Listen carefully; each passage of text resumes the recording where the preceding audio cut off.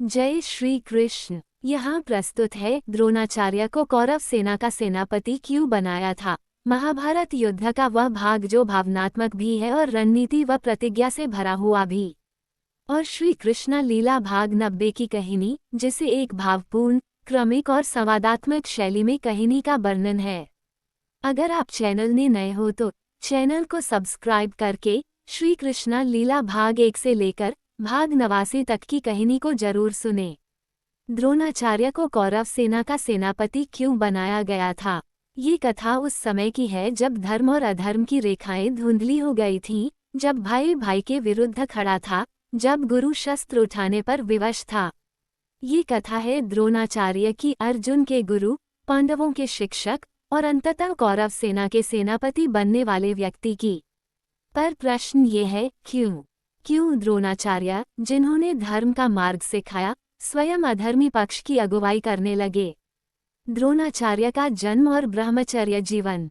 द्रोणाचार्य का जन्म एक तपस्वी ब्राह्मण ऋषि भारद्वाज के आश्रम में हुआ था। द्रोण ने बचपन से ही वेद, आयुर्वेद, अस्त्र शस्त्र और विशेष रूप से धनुर्विद्या में गहन ज्ञान प्राप्त किया। उनका नाम द्रोण इसलिए पड़ा क्योंकि उनका जन्म द्रोण घड़े से हुआ था। शास्त्रों में वर्णन है कि भारद्वाज ने घड़े में संचित तप से ये दिव्य संतान प्राप्त की। परंतु द्रोण ने कभी सांसारिक सुख नहीं चाहा। उन्हें केवल ज्ञान चाहिए था और उस ज्ञान को देने के लिए एक ऐसा युग चाहिए था जहां वो सही और गलत के बीच का निर्णय कर सकें। द्रोण और परशुराम, अस्त्रों की प्राप्ति। युद्ध शास्त्रों में दक्षता प्राप्त करने के लिए द्रोण ने भगवान परशुराम से शिक्षा ली। परशुराम ने उन्हें अपने समस्त अस्त्र शस्त्र, दिव्यास्त्र और ब्रह्मास्त्र तक की विद्या दी। परशुराम उन्हें अंतिम ब्राह्मण मानते थे जो योग्य था उस ज्ञान का अधिकारी बनने के लिए। द्रोण अब केवल एक विद्वान नहीं, एक महायोद्धा भी बन चुके थे, परंतु उन्हें जीवन में यश, स्थान और मान सम्मान की तलाश थी। द्रुपद से अपमान और हस्तिनापुर की ओर प्रस्थान। द्रोण के जीवन की सबसे बड़ी पीड़ा थी अपमान। राजा द्रुपद उनके बचपन के मित्र थे, पर जब द्रोण द्रुपद के पास अपने पुत्र के लिए एक गाय मांगने पहुंचे, द्रुपद ने कहा, बचपन की मित्रता और आज की सामाजिक स्थिति में बहुत अंतर है। अब हम समान नहीं रहे, ब्राह्मण। इस अपमान ने द्रोण को भीतर तक झकझोर दिया। वह प्रतिशोध की अग्नि में जलने लगे। यही वह क्षण था जब उन्होंने हस्तिनापुर का मार्ग पकड़ा, जहां भविष्य उनका इंतजार कर रहा था। हस्तिनापुर में गुरुपद और पांडवों की शिक्षा। हस्तिनापुर में राजा भीष्म ने द्रोण को राजगुरु नियुक्त किया। अब उन्हें मिल गए थे योग्य शिष्य, पांचों पांडव और कौरव। पर सबसे विशेष शिष्य था अर्जुन। द्रोण ने अर्जुन में वही क्षमता देखी जो वह स्वयं चाहते थे, एकाग्रता, भक्ति और युद्धकला। उन्होंने अर्जुन को ब्रह्मास्त्र तक की विद्या दी और उसे श्रेष्ठ धनुर्धर बना दिया। पर एक और वचन उन्होंने अपने मन में संजो लिया था, राजा द्रुपद से बदला लेना। द्रुपद का बंदी बनाना और गुरु दक्षिणा। शिक्षा पूरी होने के बाद द्रोण ने अपने शिष्यों से गुरु दक्षिणा मांगी, राजा द्रुपद को बंदी बनाकर लाओ। अर्जुन ने इस कार्य को सफलतापूर्वक पूरा किया। द्रोण ने द्रुपद से कहा, तूने कहा था हम समान नहीं हैं। अब देख, आधा राज्य मैं रखता हूँ और आधा तुझे लौटाता हूँ। अब हम समान हैं। ये घटना द्रोण की आत्मा को तो शांति नहीं दे सकी, पर उनके अहम को तुष्टि अवश्य मिली। महाभारत की शुरुआत और द्रोण की दुविधा। जब कुरुक्षेत्र का युद्ध प्रारंभ हुआ, द्रोण एक गहरी दुविधा में फंस गए। एक ओर थे उनके प्रिय शिष्य पांडव, दूसरी ओर उनका कर्तव्य। द्रोण ने कभी पांडवों को छोड़ना नहीं चाहा था, पर कौरवों के प्रति उनकी राजनीतिक जिम्मेदारी थी। उन्होंने हस्तिनापुर से वेतन लिया था और वे राजगुरु भी थे। भीष्म ने उन्हें सलाह दी, जब मैं गिर जाऊंगा द्रोण, तब तुम्हें सेनापति बनना होगा, क्योंकि युद्ध अब चरम पर जाएगा और केवल तुम ही अर्जुन का सामना कर सकते हो।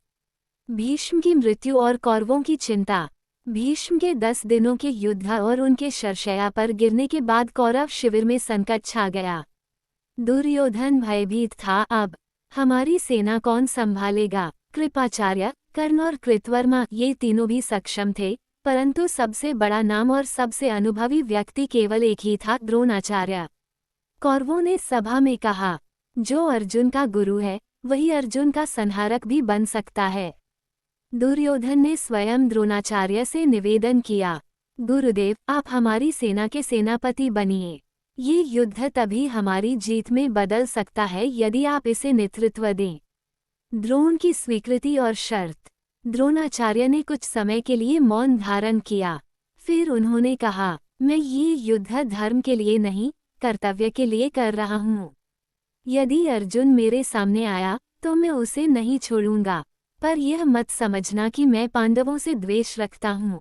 दुर्योधन ने कहा, गुरुदेव बस आप युद्ध भूमि में उतरिए, फिर देखिए हमारी सेना क्या चमत्कार करती है। और फिर द्रोणाचार्य बने कौरव सेना के द्वितीय सेनापति। द्रोण की रणनीति और अर्जुन का सामना। द्रोण के सेनापति बनते ही युद्ध की दिशा बदलने लगी। उनकी रणनीतियां सटीक थीं। उन्होंने रात्रि युद्ध, चक्रव्यूह, पद्मव्यूह जैसी योजनाओं से पांडवों को भारी क्षति दी।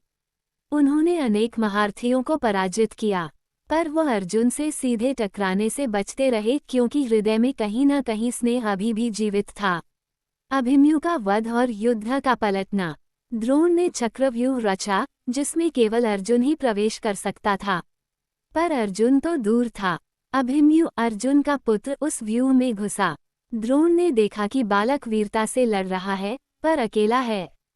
दुर्योधन, कर्ण, जयद्रथ, कृपाचार्य और स्वयं द्रोणाचार्य छहों महारथियों ने मिलकर उसे मारा।